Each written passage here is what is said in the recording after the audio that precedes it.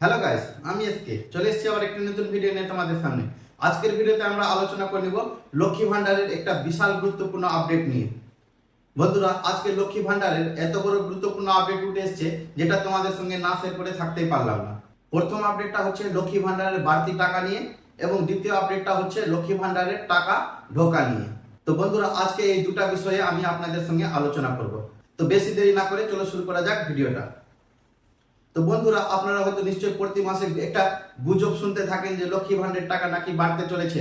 কেউ কেউ বলে 1000 টাকা বাড়বে, কেউ কেউ বলে 1500 টাকা বাড়বে, কেউ বলছে একেবারে লক্ষ্মী ভান্ডার 2500 টাকা হতে চলেছে, কেউ আবার মার্কেটে খবর ছড়িয়ে দেয় নাকি এবার নাকি 2000 টাকা করে ঢুকে গেছে। তো বন্ধুরা, এসব সমস্ত কথা কিন্তু গুজব রয়েছে, এগুলাতে কান দিবেন না। আপনাদের বর্তমান সময়ে এখন 1000 টাকা করে পর্যন্তই ঢুকবে।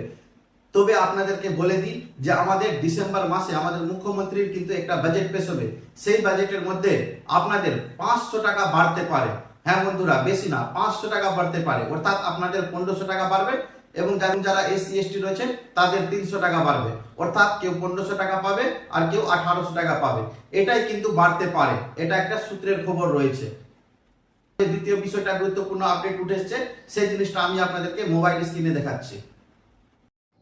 তো বন্ধুরা, জুন মাসের লক্ষ্মী ভাণ্ডার প্রকল্পের টাকা নিয়ে নবান্নের এক আধিকারিক জানান, গতবারের মে মাসের টাকা দিতে দেরি হওয়ায় বেশ কিছু জেলার মহিলাদের অভিযোগ উঠে এসেছে নবান্নে।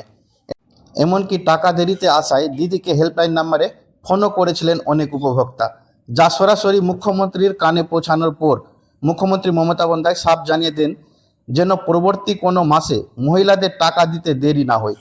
তাই এবার গত মাসের সমস্যা আবারও যাতে না হয় সেদিকে খেয়াল রেখেই প্রথম সপ্তাহের শুরুতেই টাকা দেওয়ার জন্য বৈঠক করে বিল পাস করে দেওয়া হয়েছে।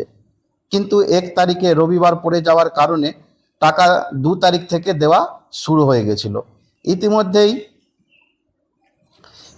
তারা ঘোষণা করেছিল যে এটা কিন্তু 12 তারিখ পর্যন্ত চলবে।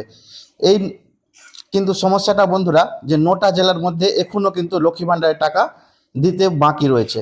সেগুলা রাজ্য হলো বীরভূম, দক্ষিণ 24 পরগনা, পূর্ব বর্ধমান, কোচবিহার, হুগলি ইত্যাদি।